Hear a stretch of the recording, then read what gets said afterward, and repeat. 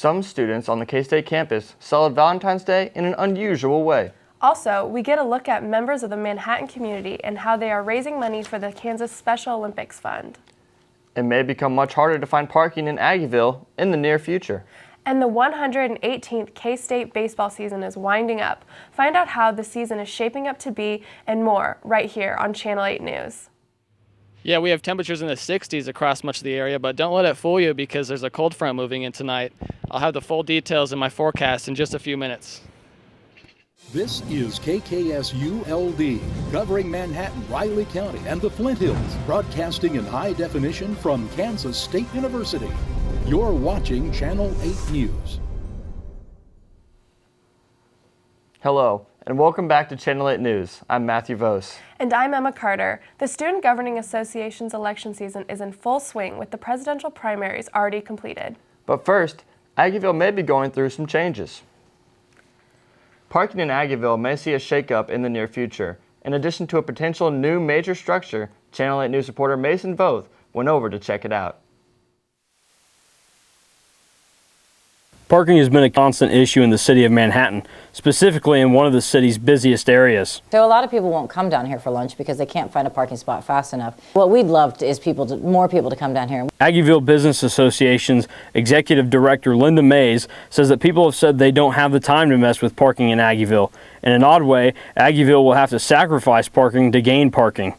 In 2016, the city was approached by a hotel company for a potential project. That hotel would be located here in this empty lot in Aggieville, along with this 42-stall parking lot. Now, right now, the 42-stall parking lot is owned by the city of Manhattan, the empty lot by the Johnson Company out of Kansas City. Now, if the Johnson Company is able to get both, they would then put the hotel and garage combo on here. That garage would have 122 private parking stalls, but Deputy City Manager Jason Hildress told me that there's a chance they could use it for public parking at times. Hildress says that currently the 42-stall lot is city-owned and does not generate money, but with the hotel and garage, the city could get the funds to possibly build a new garage next to Rally House. 600 to 800 stalls in this structure to help relieve the pressure in Aggieville for parking. Currently, we have 94 businesses that are active in Aggieville, and out of those 94, 90 of them are very for the garage. The ones that are against it are not necessarily against the hotel itself. They understand the vision of Aggieville and how it goes, and they want something in that space. They just don't know if the hotel is the exact right fit for Aggieville. This is all part of the Aggieville vision that the city of Manhattan has. Once it is completed, this area of the city will see over 1,000 parking spaces. From Aggieville, Mason Voth, Channel 8 News.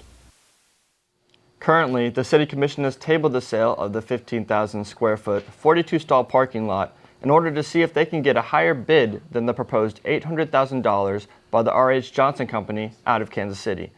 The city plans to bring it back to the commission in March. The primary election for K-State Student Governing Association's president took place this week. Bosco Plaza was set up for students to come and vote in person, but they also had options to vote online.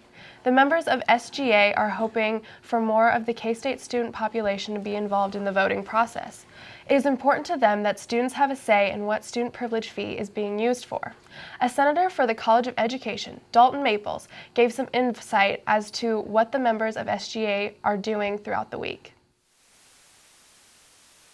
There's been tables all week that you can ask questions and also vote. And I think the second is just getting more kids and students involved, and if they want to be involved, what that looks like and how to do that. So it's kind of like a how-to, because we want there to be more diverse population in SGA. So I think it's our job this week to make it more well-known to students about what they can do to be involved and what that looks like in the future. And I think thirdly is just, elections and prioritizing that and seeing how important it is for kids to go out and vote for elections. So.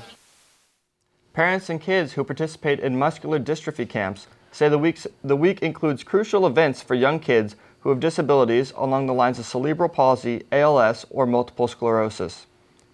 MDA recently announced they are closing their Kansas camp, now assigning campers to a facility in Arkansas. With the decision to shut down the Kansas City camp has been met with dismay from campers and volunteers. Volunteers have set up a GoFundMe page to try to raise $75,000 to bring MDA camps back to the Kansas City branch for the local kids so that they don't have to travel 4 to 6 hours to a neighboring state.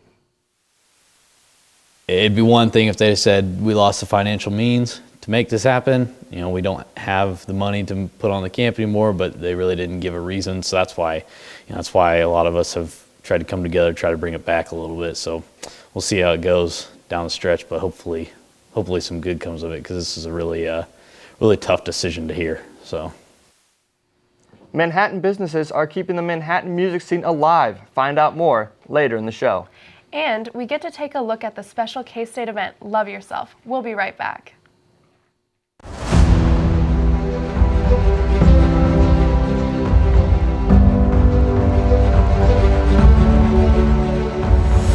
I know a spot that I love full well.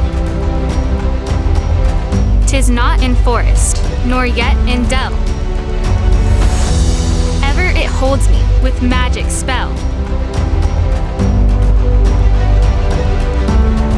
I think of thee, alma mater.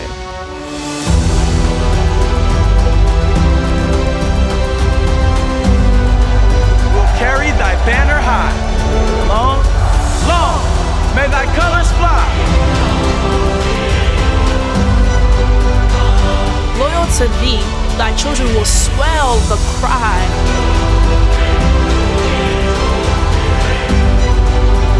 Hail, hail, hail, alma mater. Research. It's applying the bigger picture toward the greater good. Defending the world from adversaries, both seen and unseen. Interpreting realities to unlock solutions.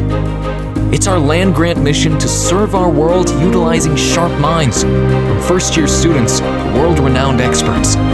What makes research so strong at Kansas State University? Vision. Progress. You.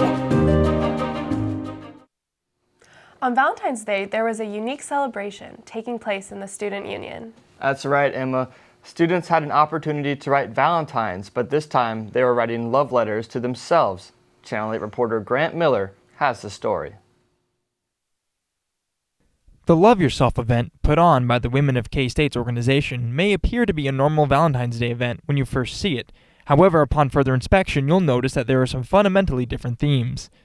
Here in the Union Courtyard, K-State students are taking time out of their schedules to create arts and crafts and celebrate Valentine's Day in a unique way, as well as writing down things that they love most about themselves. The Women of K-State Director of Benefits, Amanda McDiffer, explained in greater detail the reasoning behind this event. There's a lot that we can love about ourselves. I think it's really easy to be hard on ourselves, to do better or do more or do this or do that. And so we really want people to walk away with an appreciation for themselves and what they can do and who they're about. Here, people are encouraged to write down notes and Valentines to themselves. They're also encouraged to write down one thing that they love about themselves on a whiteboard. Diana McElwin, the chair of the Women of K-State, went into greater detail as to how this affects the greater mission of the Women of K-State's organization. The mission of the Women of K-State is to help promote women across campus, help them network with others across campus at all levels, whether it's upper administration, whether it's faculty, staff, students. We try and provide an environment and events to help women network across the academy. Putting a unique twist on the traditional holiday, the Women of K-State's organization hopes that this will be a tradition that they can continue into the future. From the Union, for Channel 8 News, I'm Grant Miller. It's nice to see students encouraging themselves on Valentine's Day. It sure is. With busy schedules, it's good to see students taking some time for themselves.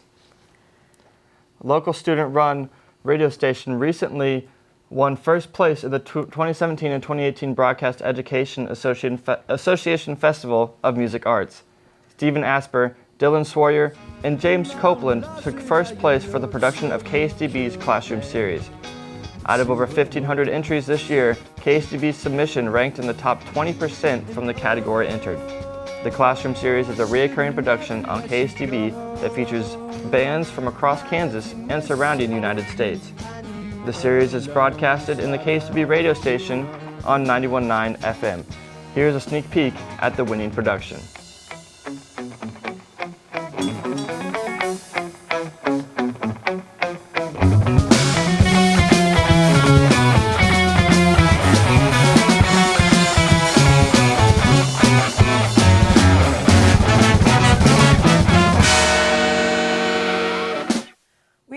fantastic weather over the past few days. What do you think, Matthew? Will we get to see more, or will it cool off?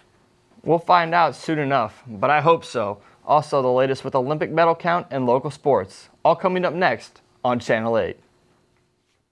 Bases loaded, one out, bottom of the ninth. Cats and Sooners tied at 5, and the Cats trying to win a Big 12 title for the first time ever. Outside, it gets away to the plate. Kansas State has its title. Ships it in the middle, a header into the goal, and a score for K-State.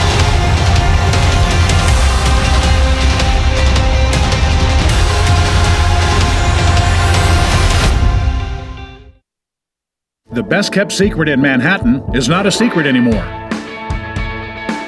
I'm Wyatt Thompson, the voice of the Wildcats, and welcome to JP's Sports Grill.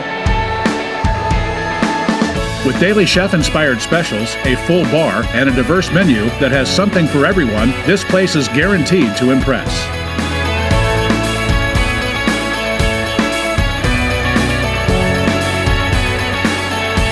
JP Sports Grill, your new favorite spot. I was so pleased with what I saw on the discussion boards last night. Who started the module?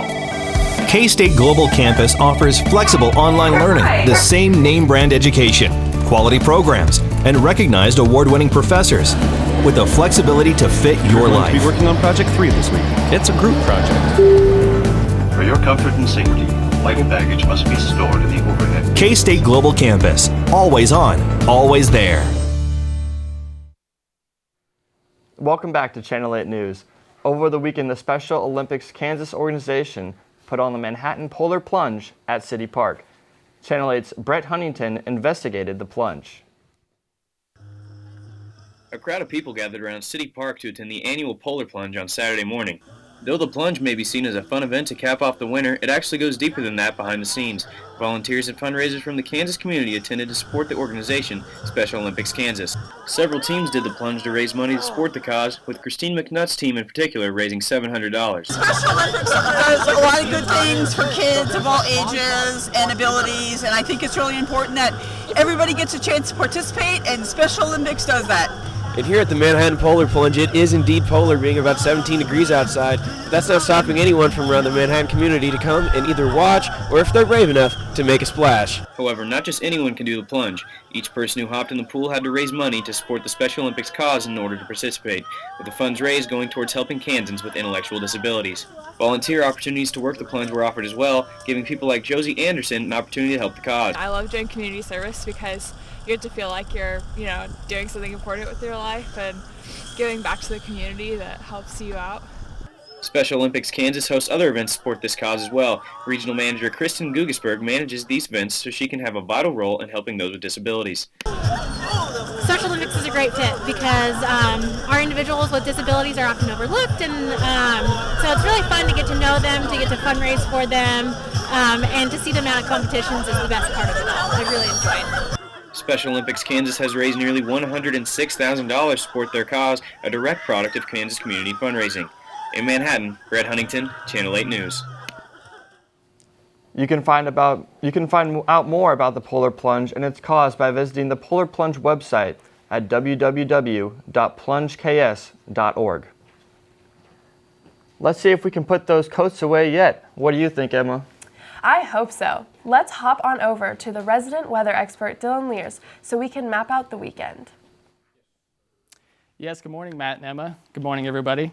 We're seeing temperatures well above average today, even into the upper 60s for some of the area, but don't let that fool you because there is some big changes in store for tonight, as we will see a cold front come through the area. But as we look at the national map, we see really temperatures pretty warm across the southern part of the United States, with 69 in Los Angeles, 73 down in Austin, 71 in Atlanta, but the cold spot is 46, up in Seattle.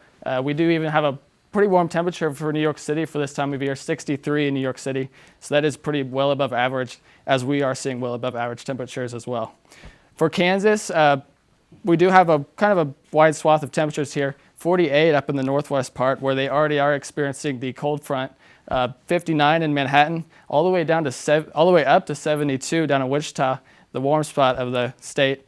But we will see a cold front come through as early as even tonight and that will bring northwest winds behind it and drop our temperatures down to around 30 degrees overnight. As we look at tomorrow's agenda, sunrise, you'll feel the effect of that cold front at 20 degrees, but really not rising that much throughout the day. We have a temperature of 30 degrees at noontime and even a couple degrees warmer for the evening period at 33 degrees. So even though today is warm, don't let it fool you because it will drop back down tomorrow to the 30s. But the good news is we will see an increase in temperatures as we head throughout the weekend. So today, enjoy the warmth while we have it, 62 degrees, and then that cold front will sweep throughout the night, and then we'll have a high of 39 tomorrow. But the good news is 56 and 63 for Sunday, so if you have any weekend plans, it should be great weather for that. 41 on Monday, and that's really our only chance of precipitation for the next 5 days. So cloudy tomorrow and sunny on Saturday, but well above average for this time of year, except for tomorrow we have to deal with that one cold day, but do enjoy the weekend because it should be good weather. Back to you guys at the desk. Thanks, Dylan. The next few days don't look too bad. You might be able to get away with only a jacket. Let's take a look at some Wildcat sports. That and an Olympic update. Stay tuned.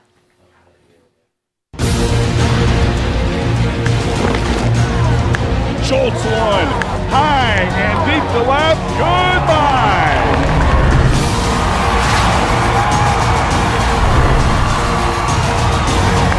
Shot to right, K-State's going to try and score two. Another play at the play, but this time Brennan slides past the tag. And Brad Hill is the all-time winningest coach in K-State history.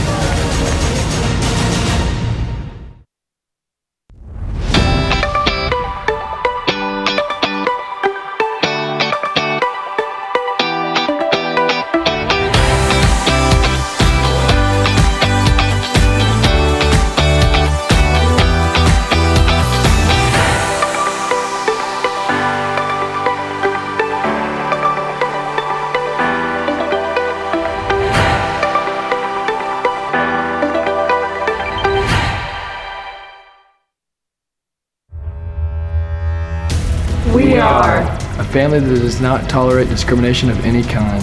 A family that believes diversity, inclusion, and sportsmanship are expectations. A family that is supportive and seeks to promote a positive environment. A family that treats all people with respect and dignity. No matter their color, creed, gender, ethnicity, or sexual orientation. We are an empowered family who empowers family. Welcome to K-State. This is who we are. Thanks for tuning back in. There's a lot of things going on in the world of sports, from right here in town to across the globe. We have you covered. Channel 8 sportscaster Chase Swenson has more on that. Chase?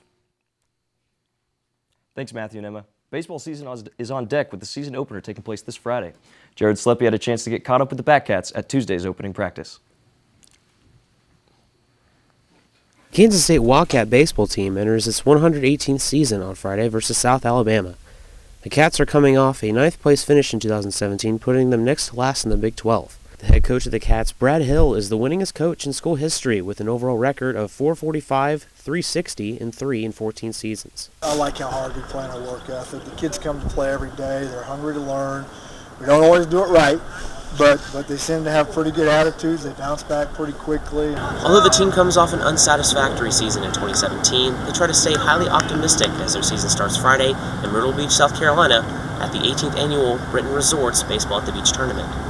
Wildcats baseball team has a bright future ahead of them, led by sophomore outfielder Will Brennan, who had a solid .350 batting average last season as the team's leadoff hitter, and he's ready to get this team back into Big 12 contention.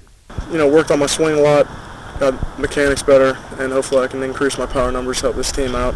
Anytime I can get on base, score runs, this team will be better off. One of the biggest needs for the Cats is a better pitching staff.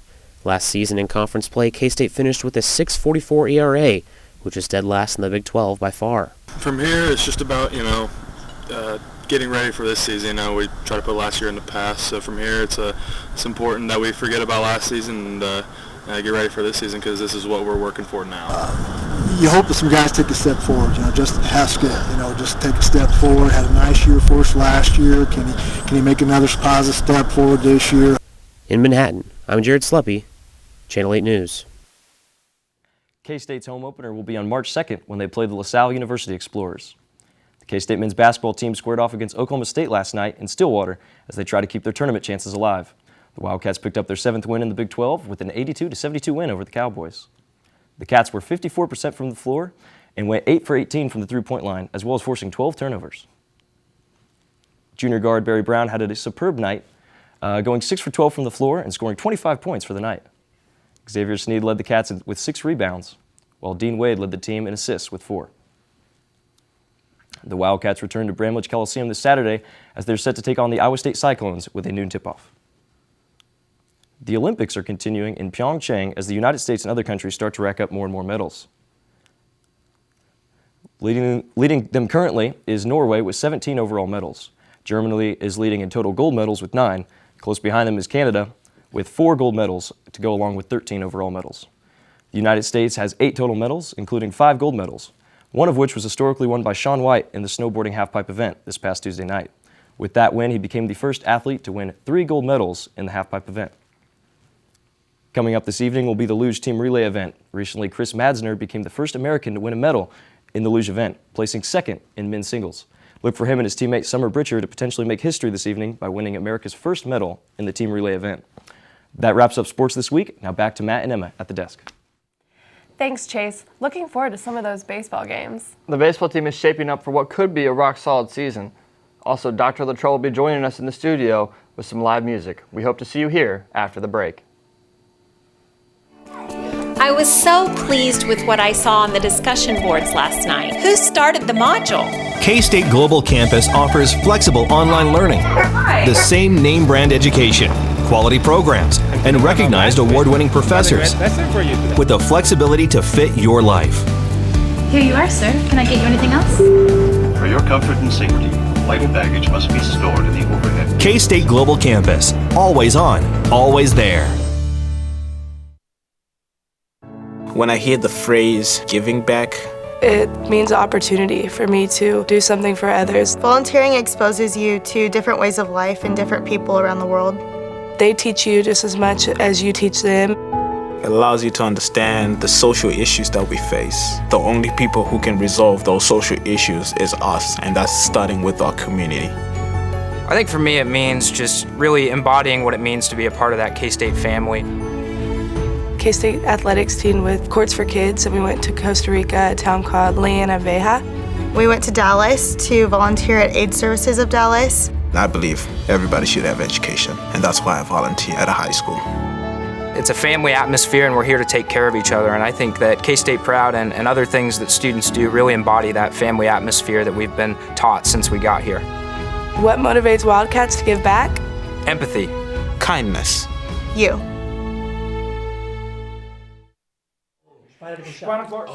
Do-it-yourself music venues are helping to keep the music scene alive in Manhattan, one debut at a time. In the scene this week was the Velveteers, a rock duo from Boulder, Colorado, hosted by DIY venuers around Manhattan. They kicked off a feud tour playing amongst local favorites like Sisters of Sound Record Store and Aunt May's Parlor in Aggieville. Manhattan may not yet offer the space that larger cities boast, but one thing that's keeping musicians coming back in the die-hard community. Find out where live music is happening in Manhattan. You can check out mhkmusicscene.com. We play really cool DIY venues in each town, and that's really that's where the community is, because I think everyone has really good intentions behind, what they're doing. They aren't having you play there so they can make money off of you.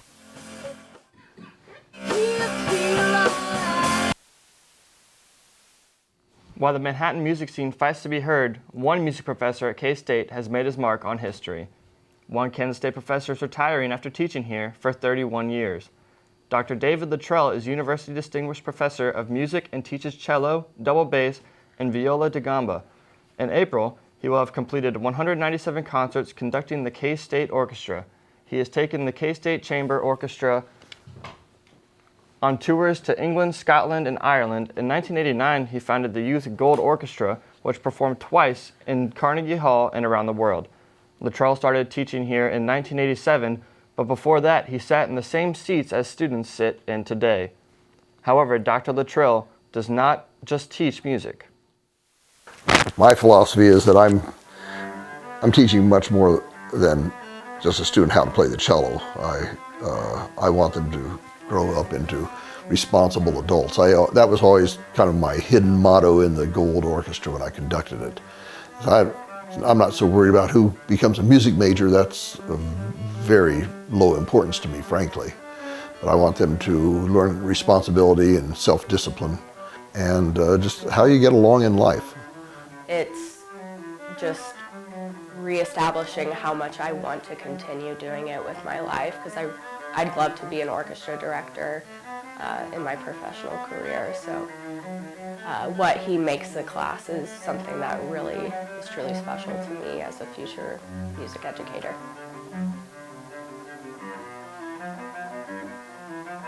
Dr. Luttrell is joining us live with his cello.